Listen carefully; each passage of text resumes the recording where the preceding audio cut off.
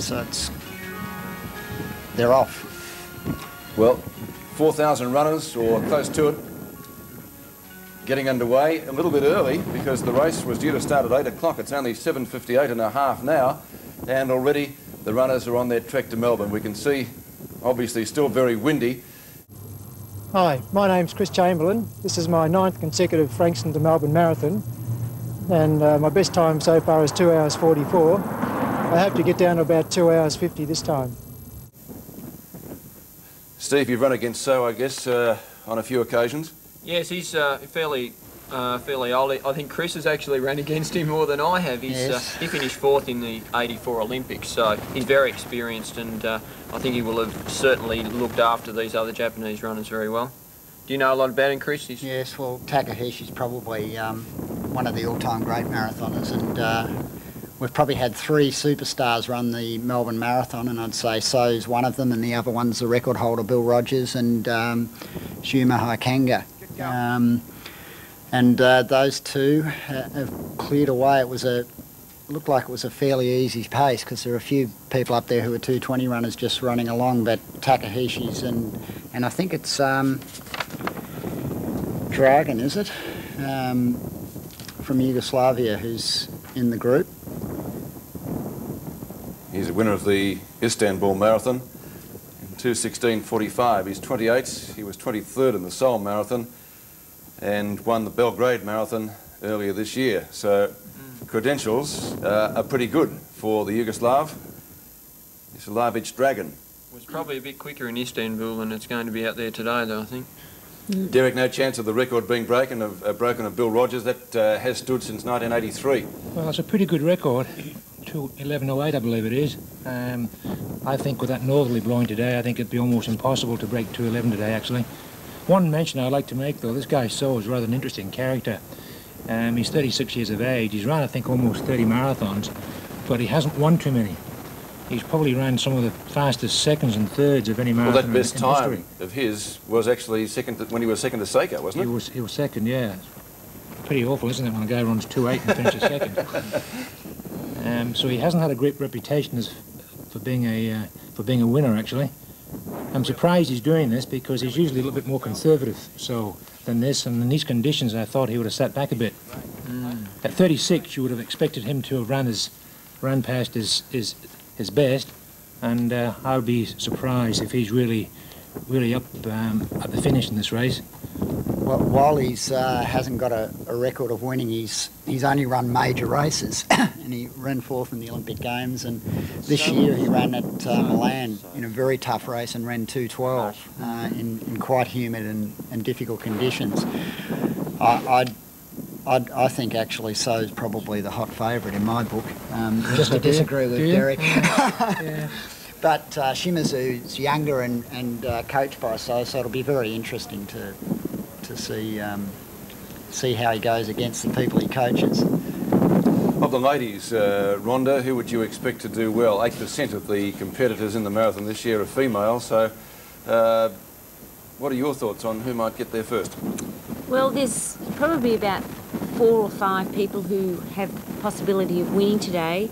Most of them are around about 2:45 to 2:50, so it's not a really strong field in that the times aren't going to be really fast. Sally Knight has just arrived from America, and she's teaching at Scotch at the moment, and she's here for 12 months, and she's run 2:44, but I was talking to her last week and she said she didn't think that she was in 2:44 shape. She thought she'd probably run close to 2:50. Colleen Stevens is another one who's run quite well. Her best is 2:47:49, and she's a really tough competitor. She's one of these people who never gives in. She's 40 years of age, and she and Sally are probably the two who I think are going to battle it out. What about the Australians? Well, Colleen Stevens, Linda Thompson. Linda's run 2:49, and she has a fairly good chance of winning. It just depends how they all handle the conditions today and how their training preparations have been going. Mary Edwards and Molly Whitehorn are other people who are also have a chance, and I'd also say Lavinia Petrie as well. It's interesting to note that most of the women runners are over 40. Hi, I'm Sharon. Hi, I'm Karen. And I'm Fran. and we're members of the Knox Road Runners. This will be our second marathon, and we hope to retain our title as winners of the Ladies Open team. Still got this big group here, I think, of still the same 9 runners. There were 4 Japanese, 3 Australians, a Yugoslav and an American, or Colombian, whatever Tibetuiza likes to call himself, and Mark Bouch is still in front here, so if so keeps going, we could have a good, tough race for second and third, Michael. No doubt about that. And Trevor Scott's up there. He's just out the back there. He seems to be running quite well too. Yes, it's great to see such a large pack, and this is going to be at the deciding part of the race, and it's not yet. I think after 30k it's really when the pressure comes on, and in another 5 or 6k we might see a few moves amongst these fellas, because there's no one showing real signs of dropping off. And I think, as the fellas mentioned before, Dean Giblin's an interesting runner who's still on the back of the pack and with a 2 hours 27. We just saw a shot of a wheelchair competitor there. They'd be finding it hard pushing it up these hills, and especially against the wind. But I noticed Takeshi So, he took a drink at Ricketts Point.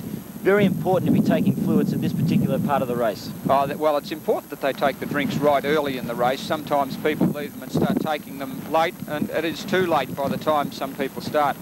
And regardless of the weather, it is really necessary to get into those drinks, and it does pay off as the race progresses.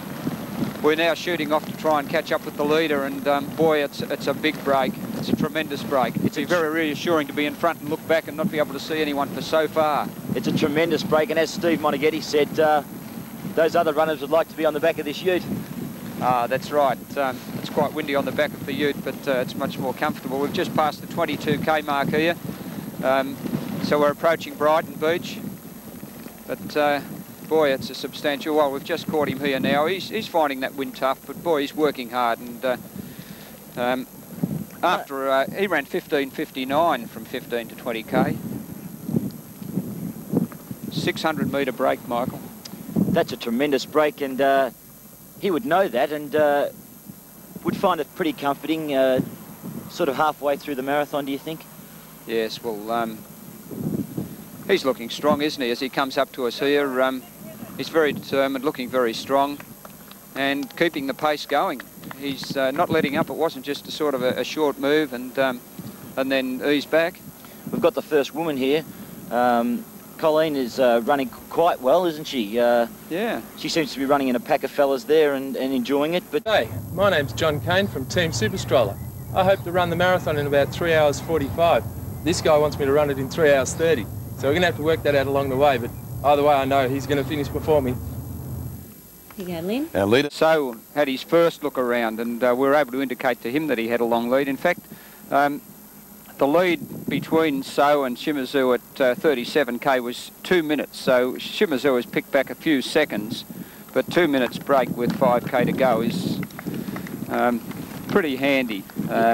he was feeling it a bit going up past the marina, but he looks very comfortable now knowing that he's not far off the finishing post. Yes, he went through the 35k in 1 hour 53 minutes 16 seconds, which is about 2 hours 16 and a half pace, so he's slowed down, but yeah, it looks as though he may be the only one under 2 hours 20. It's just been too windy. It's been relentless, the wind. It hasn't let up at all, and particularly even if it stopped now at this last few K, it's not going to make too much difference to them, Michael.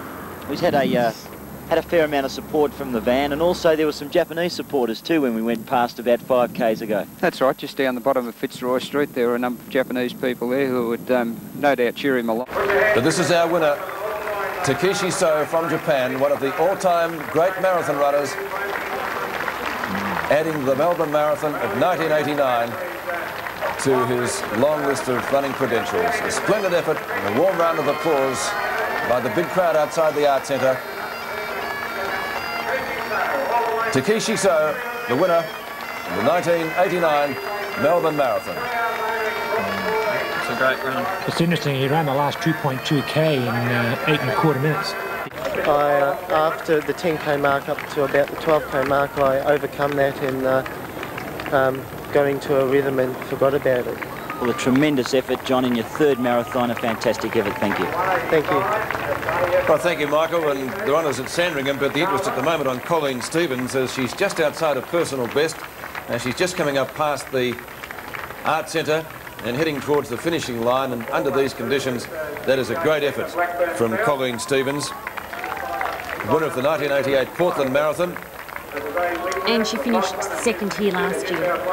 So she's going to go one better in 1989, and there she is. You can see her just crossing the tram tracks at Nolan Street. A couple of runners still ahead of her here, but she will get the honours for being the first woman across the line in the 89 marathon and finishing full of running. A fantastic effort, because not many people have come this close to their PBs today. It's been a tough race, and she's led right from the beginning and really put in an excellent effort. I guess her family will be really proud of her tonight. She's very happy. Yeah. A little bit of a limp there, but I think she'll forget about that. Yep. Just over 1 minute and 10 seconds now outside her personal best. It's just wonderful to get the ovation of the crowd like this. You forget pain, don't you? Yep. Until tomorrow. It's a good crowd too. It's nice to see Melbourne people turn up to give some of these girls and men a cheer on the finish. Good on you, Colleen. Colleen Stevens, the first woman over the line. Great effort. Fantastic. Hopefully these people had their splits for 3 hours and they're now kicking home in a well-judged race. You find that most runners do like out and back, because if you have trying conditions like the guys had today, where you get a strong wind, well, for at least half the race, that's an advantage to you. But in a course like this, where you've got this headwind all day today, it makes it awfully tough. There's a smile of a sub-3 hour.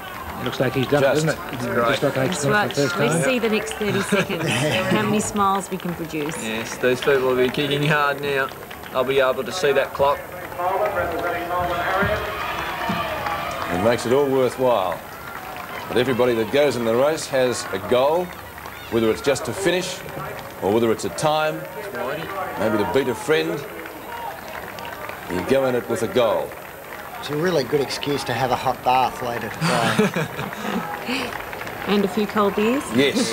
Not necessarily in that order. At the same time.